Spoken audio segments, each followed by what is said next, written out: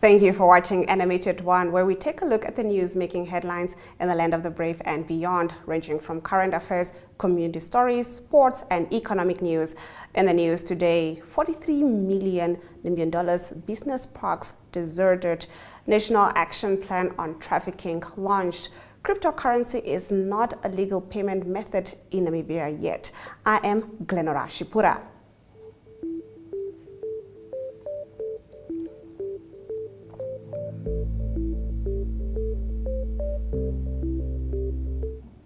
In our midday news update, Namibians who are illegally in the UK are being offered assistance to swiftly return to Namibia, including a possible reintegration package of up to 68,000 Namibian dollars. The offer also includes covering the cost of return flights, the Namibian High Commission in London announced. Remember to engage with these stories on our social media throughout the broadcast. Visual news coming up after the break.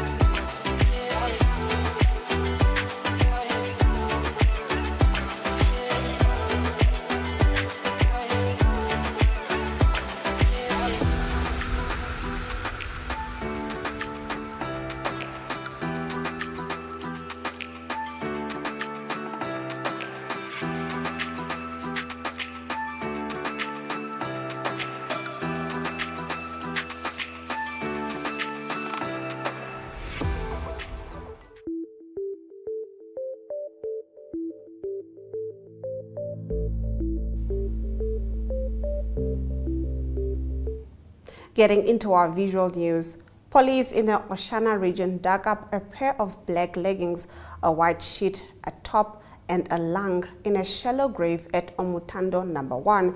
Spokesperson Inspector Thomas Iyambo said a similar incident took place last week when police discovered another shallow grave containing a heart, a lung, and clothes. He said the lung and heart have been taken to the police mortuary to determine whether they are human or animal remains. Residents have been left reeling from shock and have appealed to the town council to debush the area. Tuyemo Heidola reports. On the 27th of July, we received information from the resident here that there's something suspicious in this area. It was buried. So the police came and tried to check what is in. So there was a white vest and a black shirt and also a black underwear found in a plastic in a kind of a grave. It was dug up about half a meter deep. Beside that, there was a plastic with the legs and the heart, but we don't know from which type of animal or is a human being. We don't know, because it's taken to police mortuary for examination to determine what is exactly it is. Today again, around 5 o'clock, this is 1700 hours, we receive again information that there is suspicious again in the same area. So we came, we tried to dig and find out what is under there. We find a black plastic with legs and a piece of a leg, and then a long tight, looks like for a female, and then a t-shirt plus a white bed sheet. It was just put in a kind of a grave facing western side, and it is having a shape of a person laying there. We don't know what prompted such a thing, but we have again removed it and take it for police mortuary for examination to see what is it all about. That is only what I can say now. But the resident of Matando #1, they are very much worried because of the thick bushes around here. It's not safe for them, as they mentioned. They cannot walk around here during the day and also during the night. Their safety is questionable, as they are saying. So there is a need of debushing this area so that people can be able to move freely in this area. But last week, there was a report of a missing person, and I did not get a feedback yet if that person was found. But it's a resident of Ekuku in Oshakati. It's a female. But I did not get a feedback yet if that person is found, although we have shared the information with the media to trace her.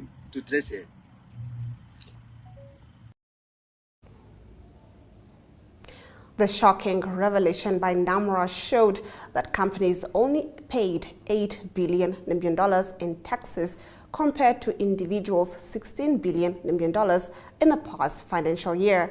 An update on this story follows in the newspaper review segment after the break.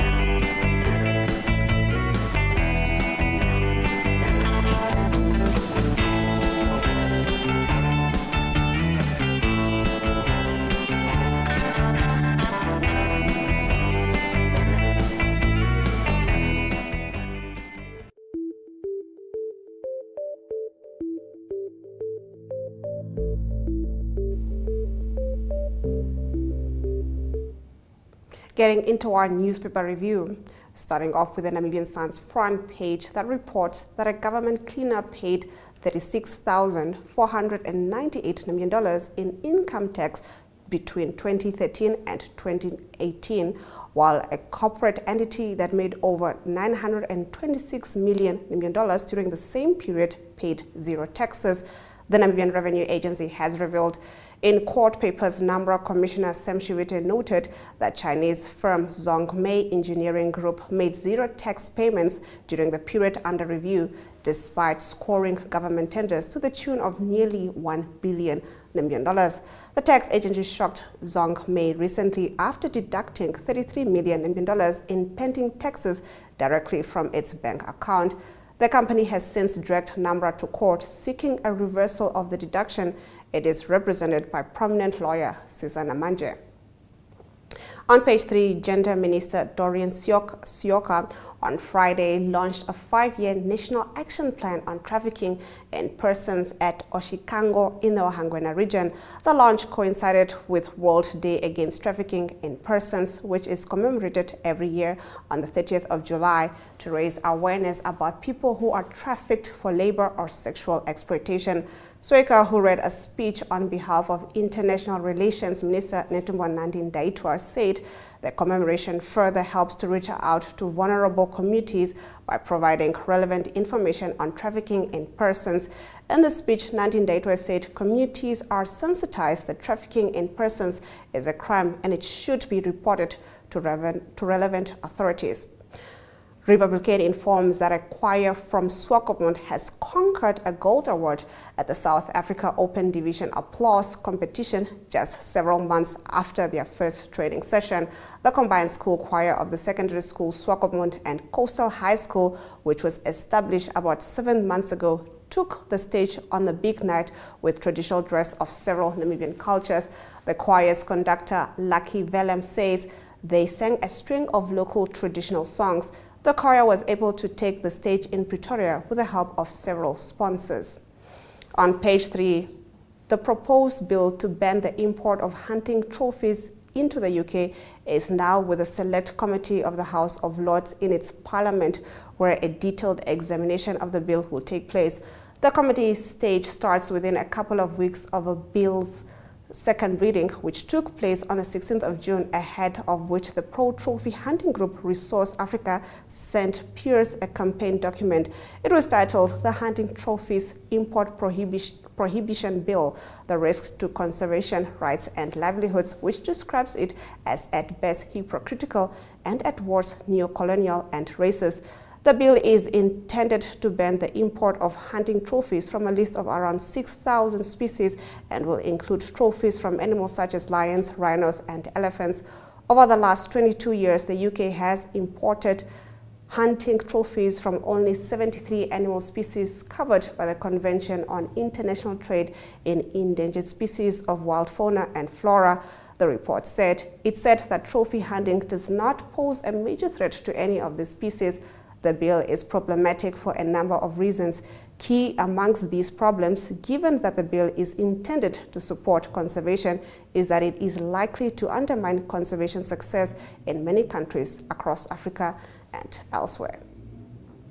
On its front page, the Allgemeine Zeitung also reports on the House of Lords, which is currently considering a bill under which Britain would ban the import of trophies.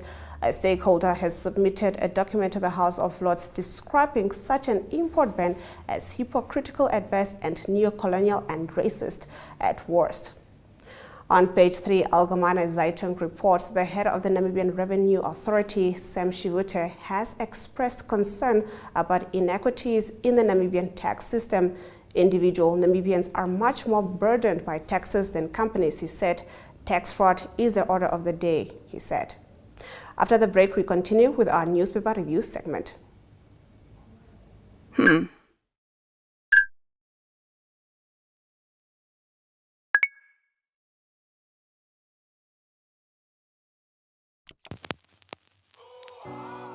E-Ticket, your online ticket solution for events and event marketing, bringing you ease of mind and making sure that your event gets out there.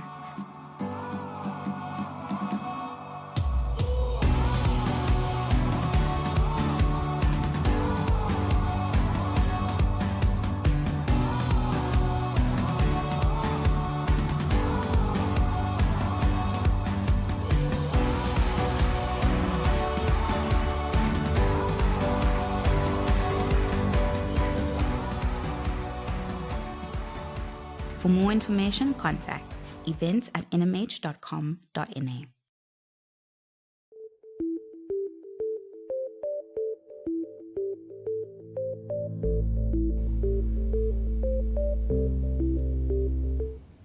We continue with our newspaper review segment. The Namibian newspaper reports that the former minister, Jerry Ekanjo, has said last year's SWAPO Congress did not elect a presidential candidate for the 2024 national election, casting doubt on Deputy Prime Minister Netumbo Nandi-Ndaitwah's endorsement as the party's top candidate.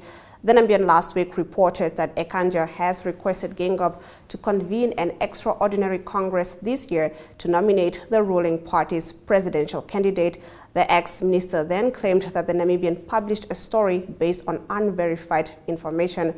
The Namibian has since obtained the actual letter addressed to Geingob around 4 weeks ago, which spells out Ekanjo's main motivation for calling an extraordinary Congress. On page 3, the Bank of Namibia is maintaining its stance that cryptocurrencies and virtual assets are not yet authorized as legal tender for transactions involving goods and services within the country. This is despite a parliament-approved law regulating these currencies. The acceptance of cryptocurrencies and virtual assets as per the approved regulations is entirely at the discretion of individuals and based on mutual agreement between buyers and sellers. This approach should not be interpreted as an endorsement of virtual assets or their providers. Public members who own, utilize, and/or trade in virtual currencies do so at their own risk, and any misfortune or losses incurred will have no recourse to the Bank of Namibia spokesperson Kadembire Dembruka says. Now, according to the Ministry of Finance and Public Enterprises, the aim of the Virtual Asset Bill, which was passed in the National Assembly last month, is to establish regulations for virtual asset service providers and related activities in Namibia. On New Era's front page, 4 business parks in the Hadab region developed by the government to provide infrastructure to small businesses are gathering dust as little to no business activity is taking place. The facilities cost taxpayers a whopping $43 million to construct. The small and medium-sized business parks are found in Hojas, Gibeon, Hoganas, and Kalkrand. Residents now complain these parks are deserted, serving as hotspots for drugs use and other illicit activities instead of fulfilling their intended purpose. A resident in Hojas, speaking on condition of anonymity, told New Era that due to the absence of business in the area, young people involved in illicit activities such as drug use are now using the area. On page 3, Michael Amushelelo was successful in his application for legal aid, but he has to wait as the lawyer instructed had to withdraw for scheduling differences. He now has to wait for another lawyer to be instructed, and Windhoek High Court Acting Judge Ramon Masdorp, who will preside over the matter, has ordered legal aid to appoint a lawyer no later than the 10th of August. He also postponed the hearing to the 31st of August for a status hearing to decide on the validity of a statement Amushelelo made in court yesterday. The PG, through advocate Elise Angula, objected to the statement in terms of Section 61 of the Criminal Procedures Act and said it is not valid and should not be accepted by the court. Amushelelo, on the other hand, decried this and maintains his affidavit, as he called it, was sufficient and that he will challenge the Section 61 application brought by the PG. Amushelelo is fighting against an application by the PG to attach his possessions as proceeds of organized crime. Now, Market Watch reports that a surge in the demand for credit by households was the main driver of overall private sector credit extension growth in June. The Bank of Namibia said credit advanced by households rose moderately by 5.3% year-on-year at the end of June 2023, slightly higher compared to the 5.2% reported at the end of the previous month.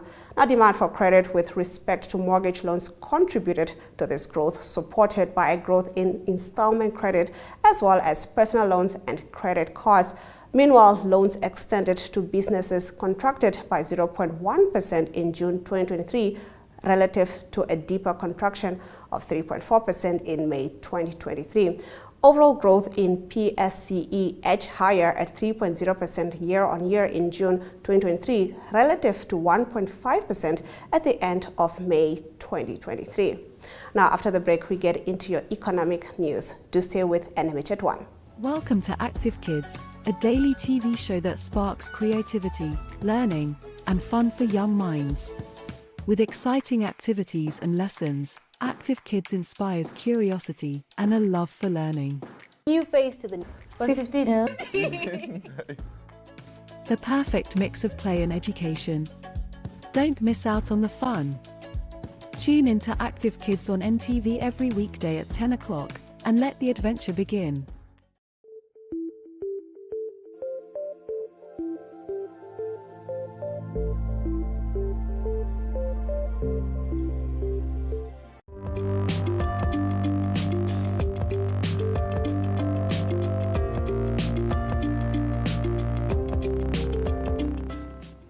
Let's get into our economic news. The average domestic worker in South Africa owes more than she earns in a month to shops, friends, and loan sharks, with a worsening debt spiral on the cards as she spends more than she earns on an ongoing basis amid rising living costs, a recent survey has found. The outlook is furthermore unlikely to improve as immigration is at its stall, domestic workers' employment prospects. Now, according to the 6th annual survey of domestic workers by Sweep South, an online platform through which customers can book domestic workers, the sector suffered masses of job losses over the past year, with the leading cause being employers moving. Of those who relocated, nearly 60% immigrated. The job losses indicated by the survey represented a 15% increase in the number of domestic workers who lost their means, the report said. South Africa's official statistics show that the unemployment rate overall edged upwards in the first quarter of 2023, the first rise in a year following a peak in January 2022. Let's take a look at our economic indicators.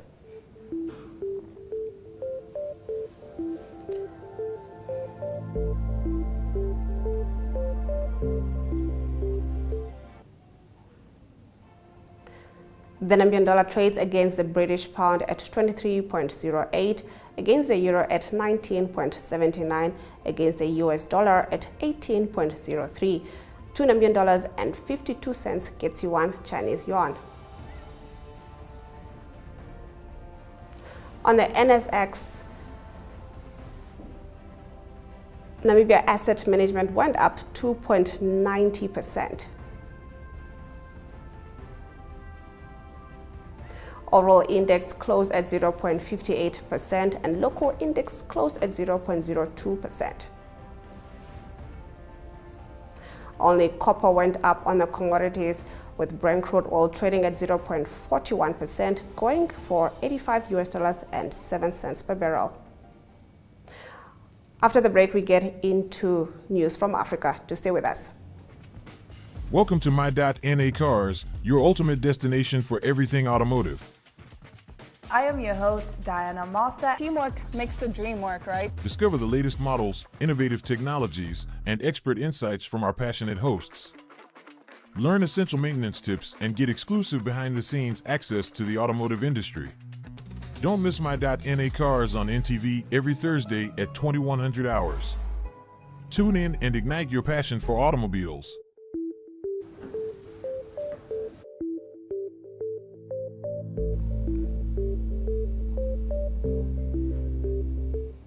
Getting into our news from the continent, in a move considered a tactical way to protect the recent regime change in Niger, Mali's military junta said on Monday that they stand to support the coup leaders in Niamey. Mali said that they stand together with Burkina Faso to defend Niger and further warned that any foreign military intervention in Niamey will be considered a declaration of war on both nations with Niger. I warned that any military intervention against Niger will be considered as a declaration of war against Burkina Faso and Mali, announced Colonel Abdoulaye Maiga, State Minister for Territorial Administration and Decentralization, Mila Junta. Now, the announcement was in response to the outcome of a summit by regional bloc ECOWAS that gave a 7-day deadline to Niger's coup leaders to free detained President Mohamed Bazoum and restore civilian rule or face consequences with military force, an option being considered.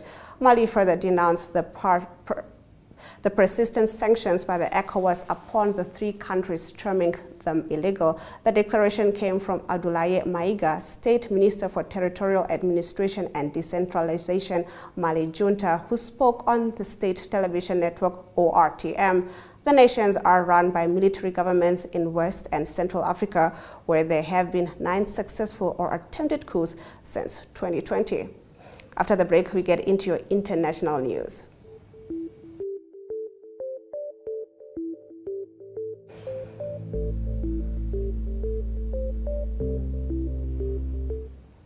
Now,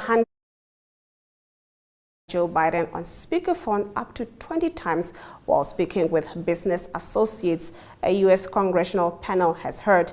But Hunter's business associate, Devon Archer, told lawmakers Joe Biden did not discuss business on the calls, according to those at the hearing. It comes as Republicans prepare for possible impeachment proceedings against President Biden. The White House accused Republicans of an evidence-free wild goose chase. President Biden said in 2019 that he had never discussed with his son or anyone else in the family anything having to do with their businesses.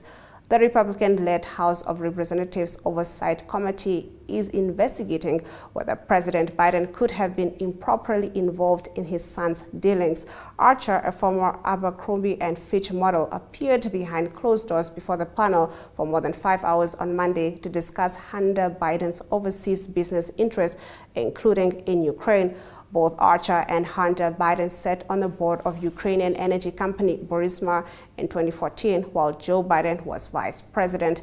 Archer said Hunter may have put his father on speakerphone about 20 times during calls with various contacts over a decade, according to lawmakers from both parties who attended Monday's hearing. Andy Biggs, an Arizona Republican, said Archer had told lawmakers that Burisma would have folded without the Biden family brand. But Dan Goldman, a New York Democrat on the committee, told reporters afterwards that Hunter was merely selling the illusion of access to his father. It was all casual conversation, niceties, the weather, what's going on, said Goldman. He added that it was unclear whether President Biden was even aware of who was on the other end of the call. After the break, we get into your sports news.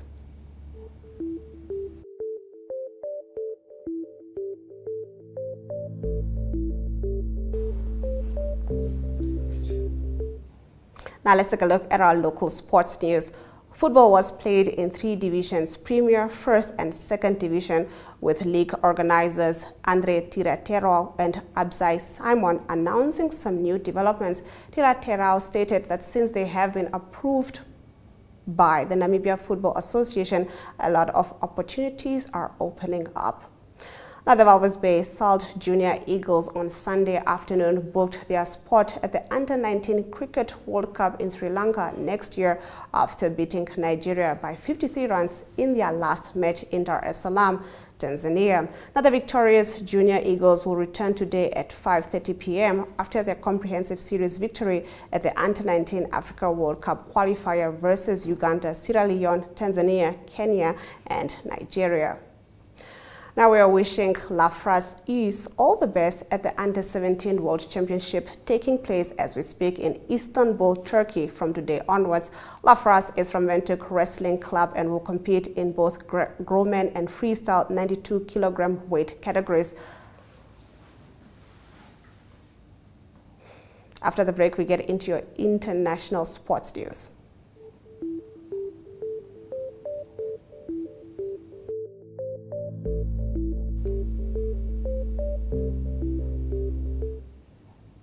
Another masterful display and triumph from Max Verstappen ensured Red Bull finished the first half of this season before the European summer break unbeaten after Sunday's Belgian Grand Prix. The defending double world champion's victory was his 8th consecutive success, his 10th in 12 races this year. The DSTV Schools Netball Challenge champions got to experience a chance of a lifetime as they got to watch their heroines take onto the court. Afrikaans War, Macy School, Pretoria, and Hlabi Secondary School were crowned as the best teams in the 2023 edition of the DSNC. Holders, the United States, survived a huge scare to reach the last 16 of the Women's World Cup on Tuesday after a 0-0 draw against Portugal, who were unlucky not to claim a sensational win at Eden Park that would have taken them through instead. After the break, we get into the news highlights from today's broadcast. Welcome to What's Cooking, where culinary passion meets expert insights. Somebody must really want to cook and want to cook good food. Immerse yourself in the bustling world of professional kitchens as top chefs create mouth-watering dishes. Join us for in-depth interviews as our host explores the experiences and expertise of our guest chefs. Don't miss out. Tune in to What's Cooking on NTV every Friday at 2100 hours and let the culinary adventure begin.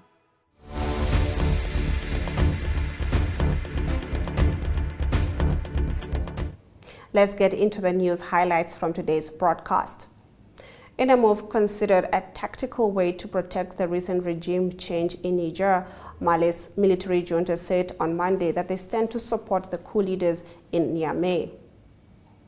Hunter Biden put his father Joe Biden on speakerphone up to 20 times while speaking with business associates, a U.S. congressional panel has heard.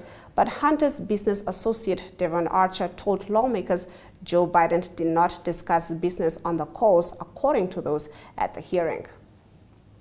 We are wishing Lafras Uiz all the best at the Under-17 World Championship taking place as we speak in Istanbul, Turkey from today onwards.